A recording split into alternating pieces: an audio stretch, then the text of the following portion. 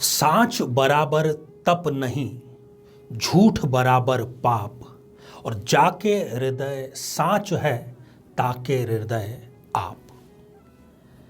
कितनी सुंदर बात कबीरदास जी ने यहां पर कही है कि जिसके हृदय में सत्य है, साक्षात परमात्मा उसके हृदय में है। जो सत्य बोलता है, उसके सत्य बोलने से अधिक बड़ी कोई तपस्या हो ही नहीं सकती, और जो झूठ बोल रहा है उसके बड़ा पाप कोई हो नहीं सकता। साथियों, ये सब जानते समझते हुए भी, क्योंकि हमने बचपन से ही ये बातें पढ़ी है, फिर कोई कैसे किसी के ऊपर झूठा इल्जाम लगा सकता है? और जिस व्यक्ति के ऊपर झूठा इल्जाम लगता है वो तिल तिल कर कैसे मर रहा है, इसका दुख वो स्वयं ही झेल सकता है। साथियों, मैं इस एपिसोड का संदर्भ पहले आपको बतला दूं। हमने हमारे ही एक और चैनल आचार्य चंद्रकांत पर पिछले ही एपिसोड में यह चर्चा की है कि यदि आपकी जन्म पत्रिका में भी चंद्रदेव किसी विषम परिस्थिति में है तो आपको 10 सितंबर चतुर्थी, जो कि भाद्र पक्ष की है, उसके दर्शन गलती से भी नहीं करने चाहिए। तो खास तौर पर उन सभी के लिए भी आज का ये हम प्रयोग लेकर के आए हैं। और वैसे भी यदि आपके ऊपर कोई भी झूठा इल्जाम लगा है साथियों, तो ये उपाय आपके लिए रामबाण औषधि से कम नहीं है, क्योंकि न्यायालयों में कई बार हमें मिलती है तो केवल तारीख। साथियों, इस बहुत ही सरल, बहुत ही विलक्षण, बहुत ही चमत्कारिक उपाय जो कि आपके सभी झूठे कलंकों को धोकर साफ कर देगा, इस पर हम चर्चा करें इससे पहले एक बेहद ज़रूरी सूचना है कि हम हमारे इसी चैनल पर प्रत्येक माह के अंतिम रविवार को YouTube लाइव के माध्यम से प्रस्तुत होते हैं, दोपहर के लगभग 12:15 बजे। तो आप अधिक से अधिक मात्रा में उसमें लाइव कार्यक्रम में कमेंट करके अपनी जन्म कुंडली से संबंधित कोई भी प्रश्न पूछ सकते हैं। साथियों, चंद्र जनित जिन स्थितियों की हमने चर्चा की है, यदि आपने वो एपिसोड नहीं देखा है तो आप उस एपिसोड को अवश्य देख लीजिए। डिस्क्रिप्शन में भी हम उसका लिंक देने का प्रयास करेंगे। जब भी व्यक्ति कोई गलत कार्य करता है तो वो स्वप्रेरणा से नहीं करता, या तो कोई बदला लेने की नीयत से वो करता है, या कोई उसको जब तक कुप्रेरित न कर दे तब तक वो नहीं करता है। कुप्रेरित होने के बाद ही वो करता है, और जब वो कर बैठता है उसके कुछ समय बाद उसको रियलाइज होता है कि मैंने ये गलत काम कर दिया, उसको पश्चाताप भी हो जाता है, और वो यदि प्रायश्चित कर ले तब उसके पाप को, उसके अपराध को माफ भी किया जा सकता है।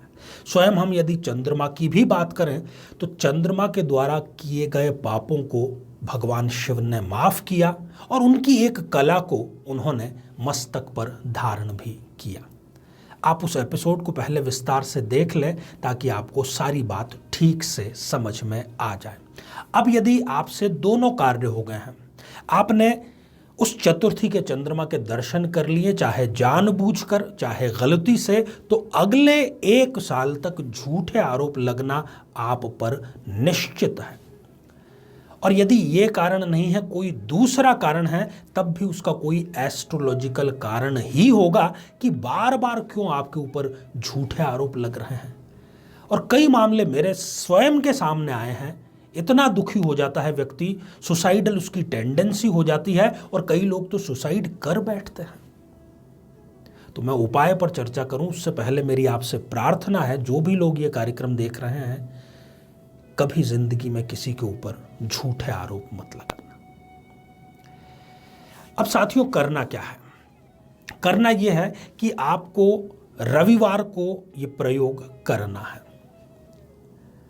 रविवार की संध्या काल में आपको कुछ तैयारी करनी है, और तैयारी कोई विशेष आपको नहीं करनी है।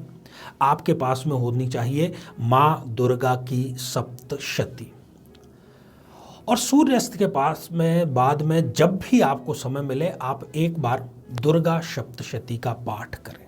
अब इससे होगा एग्जैक्टली ये कि आपके ऊपर जिन्होंने झूठे इल्जाम लगाए हैं, जो भी आपके शत्रु हैं, चाहे सामने हैं, पीठ पीछे हैं, उन पर इसका ऐसा प्रहार माँ करेंगी कि वो आप पर तो क्या, जीवन में कभी किसी दूसरे व्यक्ति पर भी झूठा इल्ज़ाम लगाने के काबिल नहीं रहेंगे। और जब आप सोते हैं, उस सोते समय किसी स्टील के पात्र में जल भरकर आप रख लीजिए अपने सिरहाने की तरफ, जिधर आपका सिर रहता है, अपने दाहिनी तरफ, और सो जाइए। कुछ भी और विशेष आपको नहीं करना है। अगले दिन जब आप प्रातःकाल उठते हैं, जिस दिन सोमवार है, उस दिन आपको स्नान आदि करके निवृत्त होकर पास के किसी भी शिव मंदिर में जाना है, और जो वो पात्र है वो अपने साथ में लेकर के जाना है और महादेव शिव पर इसका अभिषेक करना है।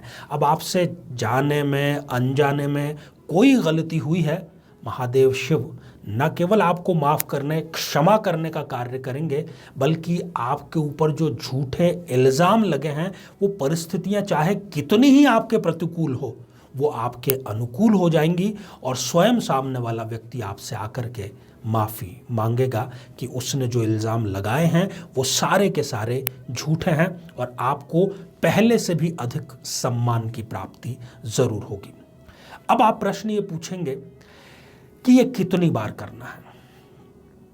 इस उपाय की साथियों मैं बात करूं तो ये एक ही बार में, जी हाँ, एक ही बार में अपने असर दिखा देता है। कुछ मामलों में इसको 3 बार करने की आवश्यकता पड़ी है, तो आप इसको 3 बार अवश्य करें, और मैं भी इस उपाय के फलीभूत होने की ईश्वर से प्रार्थना करता हूं।